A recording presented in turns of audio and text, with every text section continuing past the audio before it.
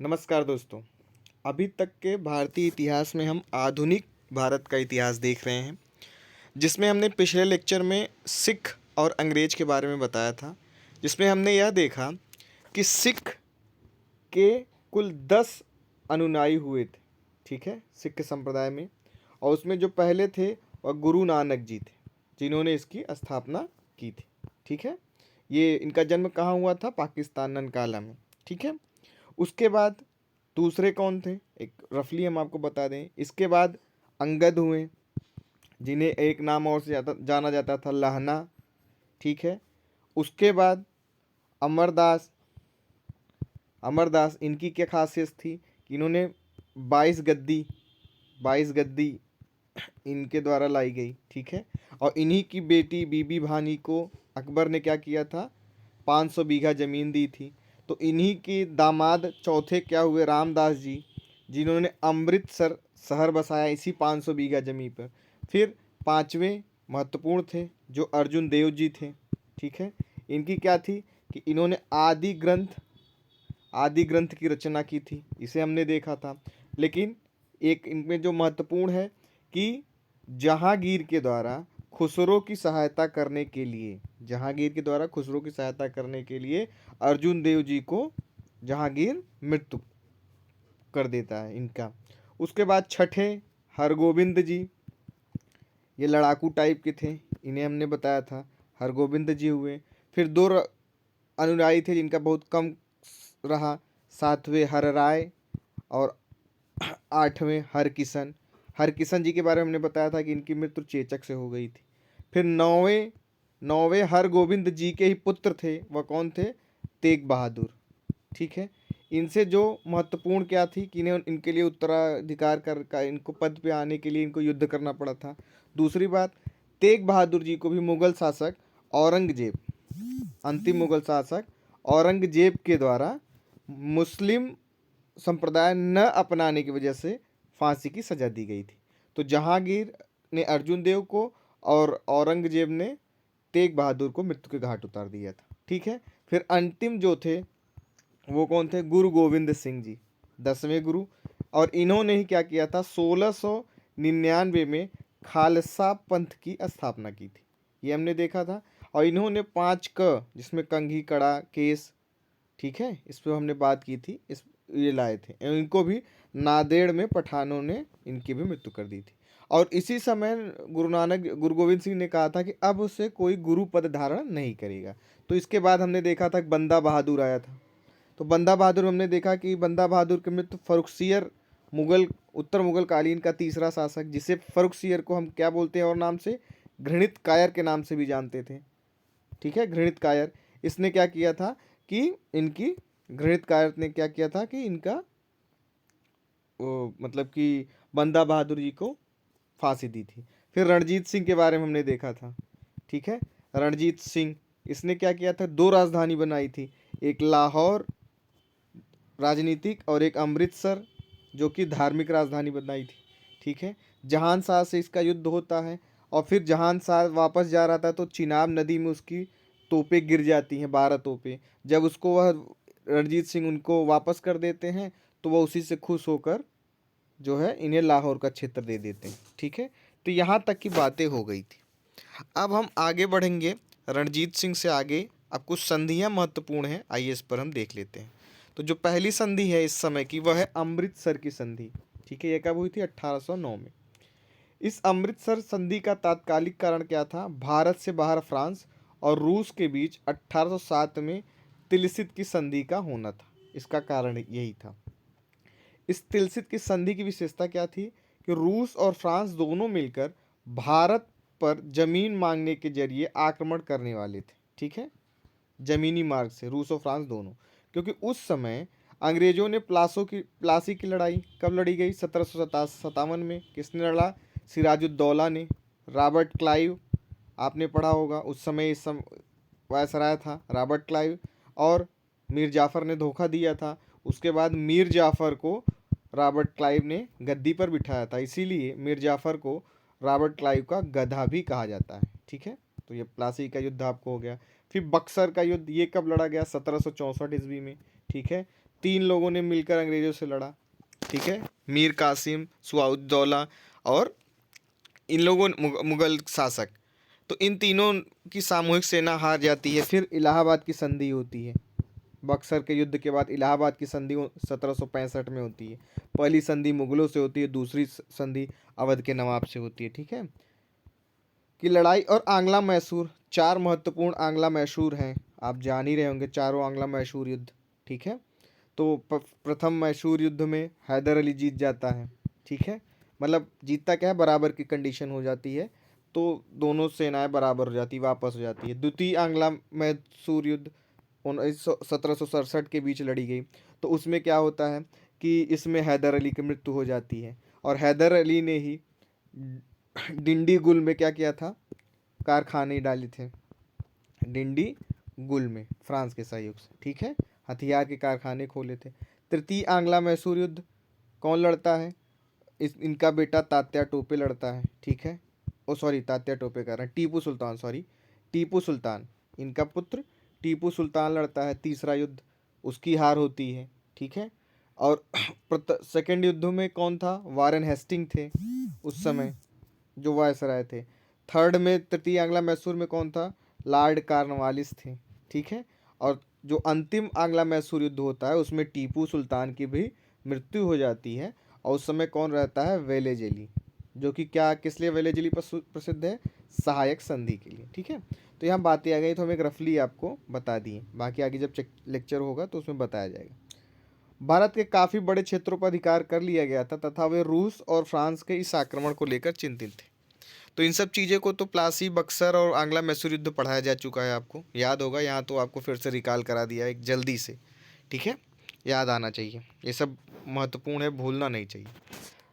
अंग्रेजों ने अपनी विशेष नीतियां चलाई और 1807 में रणजीत सिंह को संधि का प्रस्ताव भेजा, और रणजीत सिंह पर कोई आक्रमण होता है तो अंग्रेज उनकी मदद करेंगे, ये उन्होंने संधि भेजी।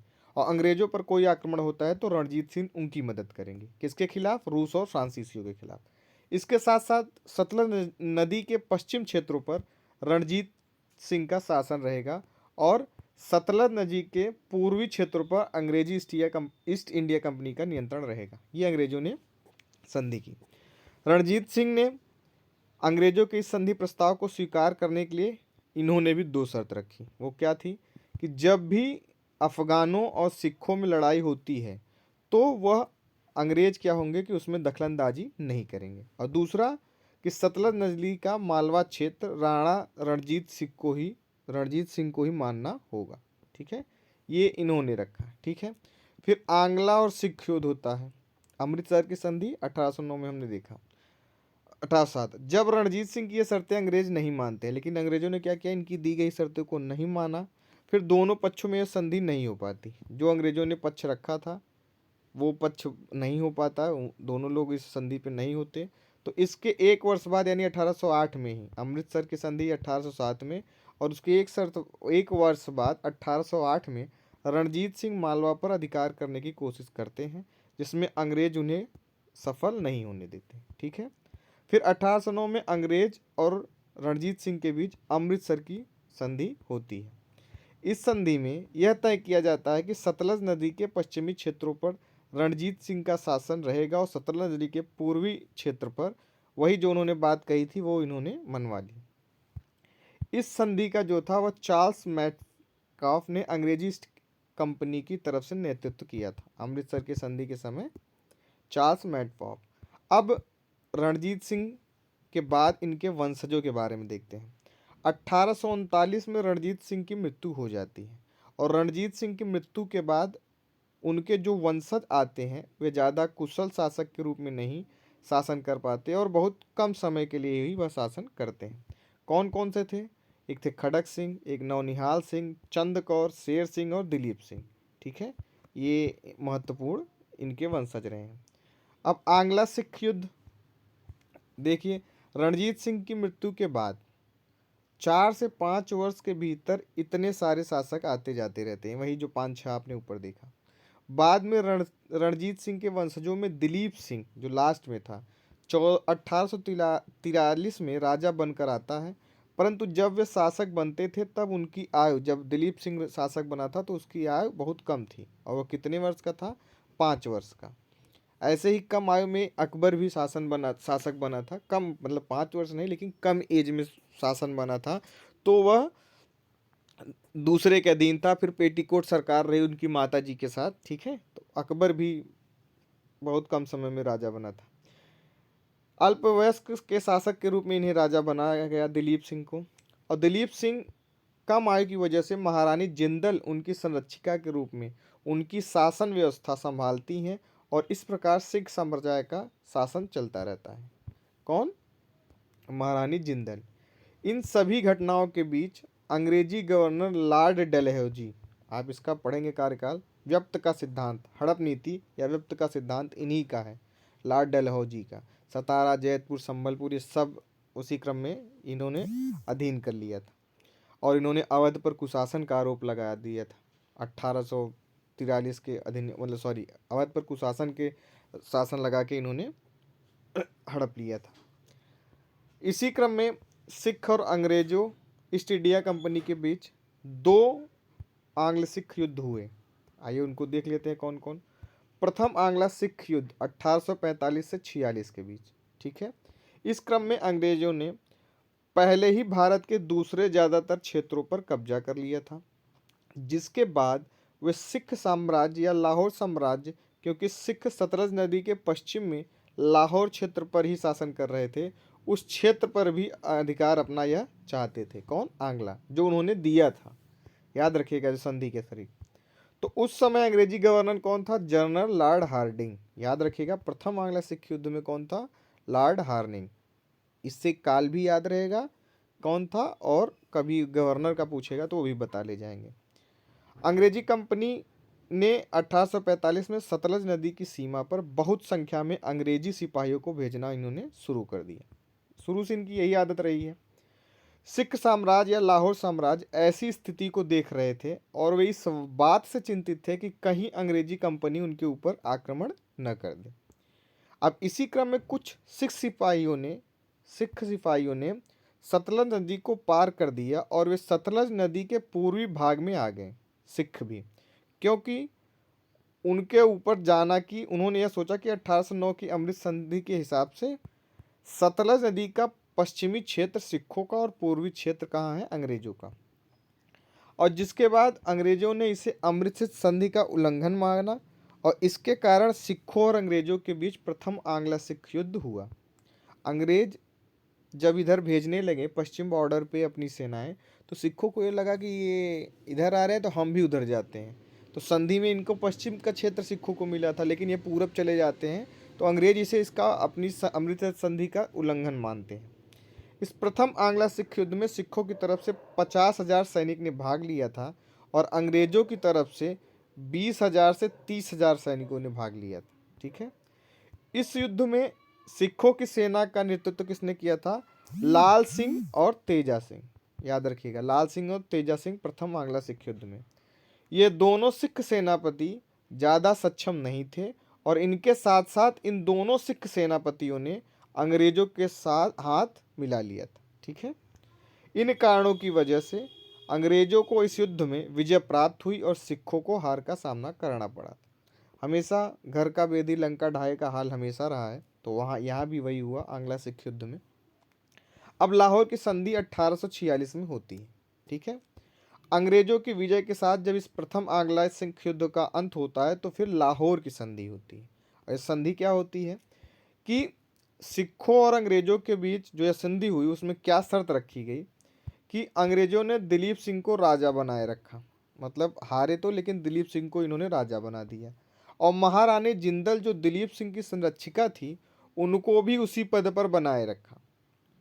जो राजनीतिक स्थिति पहले थी, इस संधि के बाद उसे अंग्रेजों के द्वारा नहीं बदला गया, मतलब राजा भी वही रहेंगे, संरक्षिका भी। सिखों को अपनी सेना की संख्या को कम करने और उसके बदले कुछ अंग्रेजी सैनिक रखने को कहा, क्योंकि इनके पास 50,000 सैनिक थे। सिख साम्राज्य में ब्रिटिश प्रतिनिधि के रूप में हेनरी लॉरेंस को भेजा गया, मतलब ब्रिटिश प्रतिनिधि के रूप में लॉरेंस को भेज दिया जाता है। और अंग्रेजों ने युद्ध की क्षतिपूर्ति, मतलब युद्ध भी लड़ते हैं और खुद क्षतिपूर्ति भी ले रहे हैं। वो कितना, 1 करोड़ से ज़्यादा की राशि की मांग सिख साम्राज्य से की थी। सिख साम्राज्य ने अंग्रेजों को इतने सारे पैसे नहीं दे पाए, इसलिए अंग्रेजों ने सिख साम्राज्य के जम्मू कश्मीर वाले भाग को गुलाब सिंह हैं उनको बेच दिया, और इसके बदले में गुलाब सिंह ने अंग्रेजों को 75 लाख की राशि दी। इस संधि के जरिए, लाहौर की संधि के जरिए उन्होंने 1 करोड़ रुपए सिखों से मांगा युद्ध का हर्जाना के रूप में, लेकिन ये नहीं दे पाए, तो गुलाब सिंह ने कश्मीर का क्षेत्र गुलाब सिंह को बेच दिया 75 लाख में। अब ब्यास नदी और सतलज नदी के बीच जालंधर दोआब का क्षेत्र अंग्रेजों ने बेच दिया, जो भी था। अगला क्या होता है, लाहौर की संधि के बाद भेरावल की संधि। इस लाहौर की अपमानजनक संधि के बाद सिख काफ़ी नाखुश थे, ठीक है, और उन्होंने अंग्रेजों के विरुद्ध विद्रोह फिर स्टार्ट किया। अंग्रेजों ने सिखों को इस विद्रोह को सफलतापूर्वक दबा दिया, जिसके बाद अंग्रेजों और सिखों के बीच एक और संधि हुई, और यह संधि भी सिखों के लिए अपमानजनक ही थी। ये क्या हुई, फिर क्या हुई भेरावल की संधि में? अंग्रेजों के हिसाब से महारानी जिंदल दिलीप सिंह की संरक्षिका थी और उनके रहते ही सिख विद्रोह कर रहे थे, इसलिए अंग्रेजों ने महारानी जिंदल की संरक्षिका के पद से हटा दिया और उनकी एक पेंशन निर्धारित कर कर उन्हें बनारस भेज दिया। किसको? महारानी जिंदल, जो कि संरक्षिका थी दिलीप सिंह की। अब किसी न किसी को तो दिलीप सिंह का संरक्षक बनाना ही था, क्योंकि जिंदल को हटा दिया गया था। इसलिए अंग्रेजों ने ब्रिटिश प्रतिनिधि, वही हेनरी लॉरेंस को जो भेजा था, एक परिषद का गठन किया, जिसमें 8 सिख सरदारों को हेनरी लॉरेंस के नीचे नियुक्त किया गया और कहा गया कि यह परिषद दिलीप सिंह के संरक्षक के रूप में कार्य करेगी। इस प्रकार एक तरफ ब्रिटिश प्रतिनिधि हेनरी लॉरेंस ही पंजाब की शासन व्यवस्था चला रहे थे। तो इसी हिसाब से भेरावल की संधि और लाहौर की संधि, दोनों संधियां सिख संप्रदाय के लिए, सिख साम्राज्य के लिए अच्छा नहीं रहा। दूसरा युद्ध, पहला युद्ध सिख संप्रदाय के आंग्ल सिख किसके कार्यकाल में हुआ था? Lord Hardinge. अब दूसरा देखते हैं। द्वितीय आंग्ला सिख युद्ध 1848 से 49 लॉर्ड डलहौजी के संग में यह खेला गया, ठीक है। लॉर्ड डलहौजी इसी समय आते हैं। अपमानजनक संधि के बाद सिख काफ़ी नाखुश था और इसी क्रम में 1848 में अंग्रेजों के नियंत्रण में मुल्तान क्षेत्र के गवर्नर दीवान मूलराज उस समय था, और प्रतिनिधि किसको भेजा था? हेनरी लॉरेंस ने। दीवान मूलराज से ज़्यादा और बढ़े हुए राजस्व को मांगा, ठीक है, किससे? मूलराज से। परंतु दीवान मूलराज ने बढ़े हुए राजस्व को देने से मना कर दिया और ब्रिटिश प्रतिनिधि हेनरी लॉरेंस के विरुद्ध लड़ाई लड़ने के लिए तैयारी बना ली। अब ब्रिटिश प्रतिनिधि हेनरी लॉरेंस और अंग्रेजों ने मुल्तान से दीवान मूलराज को हटाकर नए सिख गवर्नर नियुक्त करने का फैसला ले लिया, और क्योंकि दीवान मूलराज उनकी बात नहीं मान रहा था, इसलिए यह परेशान थे। कौन? अंग्रेज।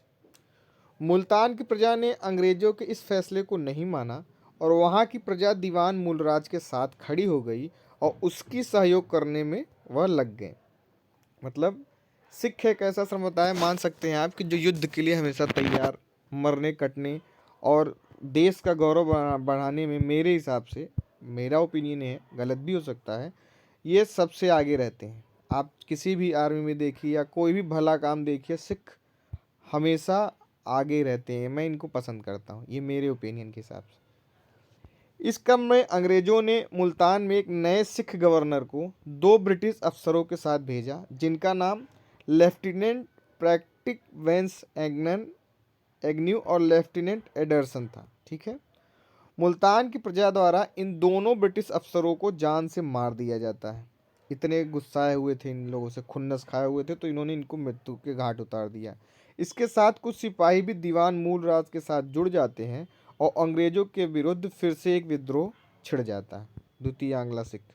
अब वही लॉर्ड डलहौजी उस समय भारत में ब्रिटिश गवर्नर जनरल के पद पर थे द्वितीय सिख युद्ध में, आंग्ला सिख में, और उन्होंने इस सिख विद्रोह के आधार पर अपनी सेना युद्ध करने के लिए डलहौजी ने भेज दी। इस प्रकार सिख और अंग्रेजों के बीच द्वितीय आंग्ला सिख युद्ध हो गया था। इस द्वितीय आंग्ला सिख युद्ध के अंतर्गत कुछ युद्ध हुए थे जो इस प्रकार हैं। कौन कौन द्वितीय आंग्ल सिख युद्ध में? रामनगर का युद्ध, चिलियावाला का युद्ध और गुजरात का युद्ध। इस द्वितीय आंग्ल सिख युद्ध में भी अंग्रेजों को विजय प्राप्त होती है और सिख सेना को आत्मसमर्पण करना पड़ता है, यानी ये भी हार जाते हैं।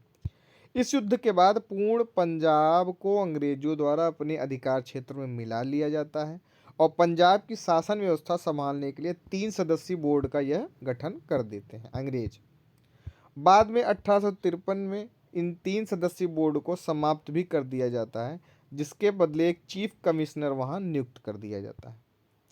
तो जो पंजाब के प्रथम चीफ कमिश्नर कौन थे? John Lawrence.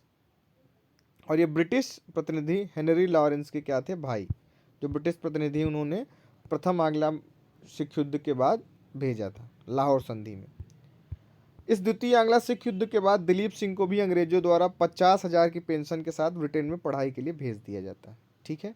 जब भेरावल का युद्ध होता है तो महारानी जिंदल थी, वो उसे रोकने में असफल रहती हैं, तो उनको बनारस भेज देते हैं इनकी संरक्षिका से हटाकर और पेंशन देते हैं। अब द्वितीय आंग्ल सिख युद्ध के बाद स्वयं दिलीप को, जो उस समय राजा थे, उनको भी अंग्रेजों ने 50,000 की पेंशन दे दी और पढ़ाई के लिए कहा भैया अब तुम जाओ, यहाँ शासन नहीं करना है, ब्रिटेन भेज देते हैं। इसके साथ साथ रणजीत सिंह के पास जो कोहिनूर हीरा था, आपने देखा था शाहजहां ने जो दिया था, वह कोहिनूर हीरा उनके बाद उनके वंशजों के पास यानी दिलीप सिंह के पास वह था। और जब द्वितीय आंग्ल सिख युद्ध के बाद अंग्रेजों ने यह कोहिनूर हीरा जो दिलीप सिंह के पास था वो अपने पास हथिया लिया। इसके बाद अंग्रेजों द्वारा यह कोहिनूर हीरा ब्रिटेन भेज दिया गया और उस समय महारानी विक्टोरिया के ताज में यह हीरा लगवा दिया गया। ठीक है। कोई एक मूवी मैंने देखी थी या कहीं ऐसे चर्चा मैंने सुना है कि कोहिनूर हीरा जिसके भी पास था उसका साम्राज्य नष्ट हो गया।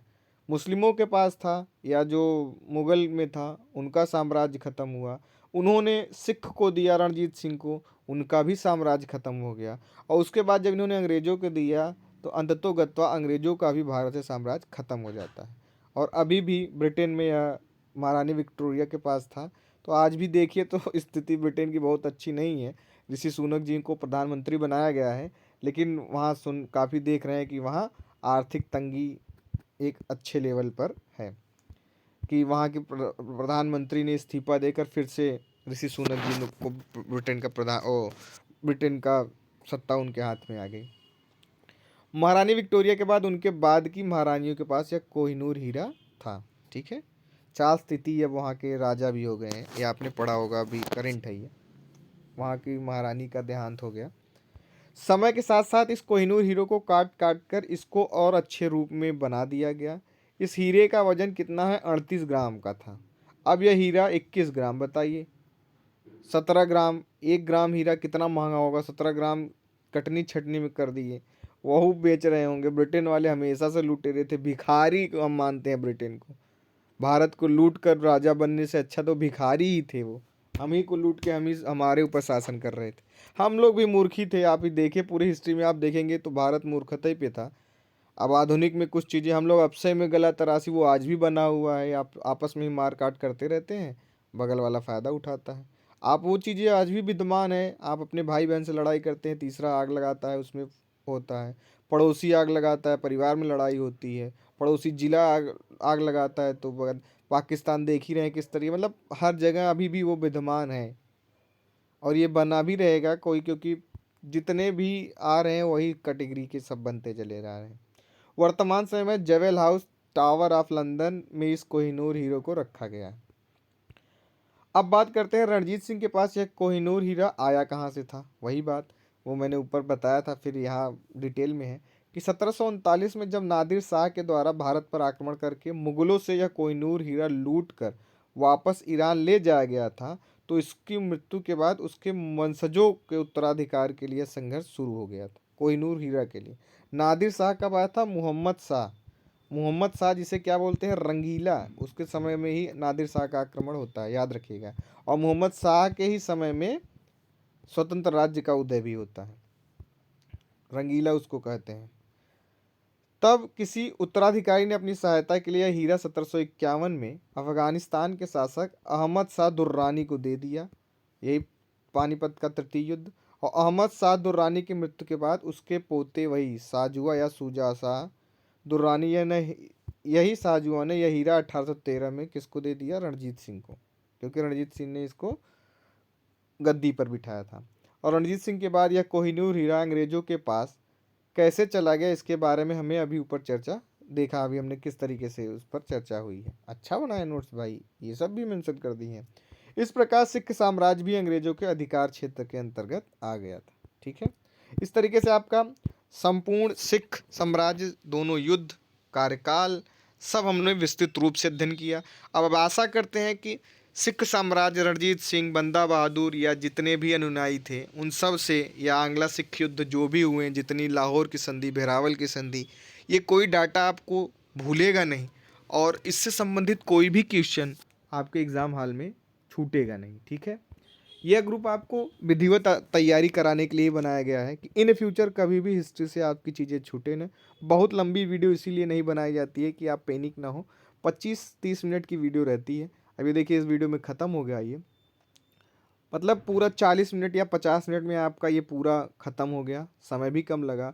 और उधर आप क्रैश कोर्स में ये चीज़ें देख ही रहे होंगे, एक जगह विस्तृत रूप से वीडियो सर ने बनाई है जिसमें 1-1, 2-2 घंटे का है, उसको बार बार रिवीजन करते रहे। आपके एग्ज़ाम के हिसाब से बहुत महत्वपूर्ण आपके एज इट इज़ क्वेश्चन मिलेंगे, और गहनता से यहाँ अध्ययन कराया जाता है, जिसे आपका 14 मई के पहले जीएस का भूत आपके सर से निकला रहे, ये पूरा प्रयास किया जा रहा है। अगर आप अच्छी तरीके से वीडियो, ये नहीं पीडीएफ लेके रख लो, अब मटेरियल आपको तो बहुत मिलता है, आप रख लीजिए, लेकिन आप पढ़ते नहीं। अगर यही उद्देश्य होता हमारे चैनल का केवल आपको मटेरियल प्रोवाइड करा दें, तो उसके लिए तो आपको बहुत पहले दे दिया गया है, हमको पढ़ाने की क्या ज़रूरत है। लेकिन यहाँ उद्देश्य यह है कि आपकी कंटिन्यूटी बनी रहे, वीडियो देखेंगे, इसमें कई चीज़ें जो नहीं है वो मैं उसको भी नोटेट कराता हूँ, तो वो सब आपको एग्ज़ाम हॉल में एक कंफर्ट जोन दिलाएंगे। ठीक है, इसी के साथ आप अपनी तैयारी बेहतरीन तरीके से करते रहिएगा। 15 तारीख से सर ने बताया है कि टेस्ट सीरीज लॉन्च हो रही है। टेस्ट सीरीज की फ़ीस 799 रुपये है, ये भी आप जानते हैं। ठीक है, टेस्ट सीरीज 15 फरवरी से स्टार्ट करेंगे यूपी पीसीएस का। 799 इसकी सर ने फ़ीस रखी है, उसके बारे में वीडियो सर ने डाली है, आपने देखा होगा। ठीक है, तो तैयारी करिए, अब टेस्ट सीरीज वगैरह भी ज्वाइन करिए, और अब हम तो यही चाहेंगे सब लोग ज्वाइन करो उसको, और प्रैक्टिस बढ़िया तरीके से करो, सिलेक्शन लो, पढ़ो, प्रैक्टिस करो, और सिलेक्शन होना, जितनी ज़्यादा प्रैक्टिस, जैसे मेंस जो इसको देना है पर डे 2 क्वेश्चन तो ज़रूर लिखें, जिससे आपको पैनिक नहीं होगा और आपको ये नहीं लगेगा कि एग्ज़ाम अभी दूर है। जो आपको मैंने मॉडर्न और एंशिएंट और मिडल में पढ़ाया है, आप देखिएगा कला संस्कृति में, वैसे ही एज इट इज़ नोट्स से आपको चीज़ें मिलेंगी। चाहे वो हड़प्पा सभ्यता की संस्कृति के बारे में वर्तमान की प्रासंगिकता की बात करें, चाहे बौद्ध धर्म के प्रासंगिकता के बारे में हमने जैसे आपको बड़े बढ़िया तरीके से नोट्स और बताया था, वो एज इट इज़ आपको मेंस में लिखना है। वो दोनों पेपर में आपको फ़ायदा देगा। First paper GS first paper में भी आपसे डायरेक्ट पूछ लिया जाता है कि वर्तमान समाज में बौद्ध धर्म की के हिसाब से आपकी क्या प्रासंगिकता लगा सकते हैं, तो आप वहाँ से एज इट इज़ बौद्ध धर्म के सारे रूल्स, अष्टांगिक मार्ग और जो भी थे उसको वहाँ मेंशन करके एक अच्छा उत्तर लिख सकते हैं। और जीएस जब 4 पेपर आप करते हैं तो उसमें भी उन सब चीज़ों का मेंशन जैन धर्म और बौद्ध धर्म का बहुत अच्छे से किया जा सकता है कि कैसे लोक सेवक एक अच्छा लोक सेवक बन सकता है।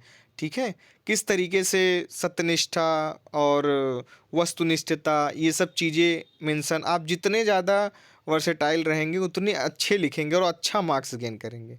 और ख़ासकर फोर्थ पेपर में तो अपनी बात जितनी अच्छी आप डालेंगे विथ एग्जाम्पल, कोई भी चीज़ की बात की जाए, चाहे वो सत्यनिष्ठा हो, वस्तुनिष्ठता हो, उसके बारे में अगर आप अपने से बनाया हुआ कोई एग्जाम्पल या कोई करंट में कोई इशू आपको लगे कि हाँ ये एग्जाम्पल इस अब परिभाषा से मिल सकता है, तो उसको मेंशन करेंगे, तो निश्चित रूप से बहुत बेहतरीन नंबर मिलेगा। ठीक है, तो उत्तर लेखन जरूर करते रहिए, अपने से, कहीं से, नोट्स से, बुक से, कहीं किताबों से, कहीं से आए। बाकी हमारे सर तो समाधान चला ही रहे हैं, जिसकी फीस शायद उन्होंने 5100 रुपये रखी है। ठीक है, तो उस पर लीजिए, बहुत बढ़िया चला रहे हैं वो लोग, बहुत बेहतरीन हमारे चैनल के हिसाब से दिया जा रहा है। ठीक है, तो एकदम तैयारी में लगे रहिए, समय बहुत कम है, अब ये मत सोचिए बहुत समय है, लेकिन बहुत कम भी नहीं है कि इसमें आप सब चीज़ें तैयार कर सकते हैं। ठीक है, बहुत बहुत धन्यवाद, शुभ दिन।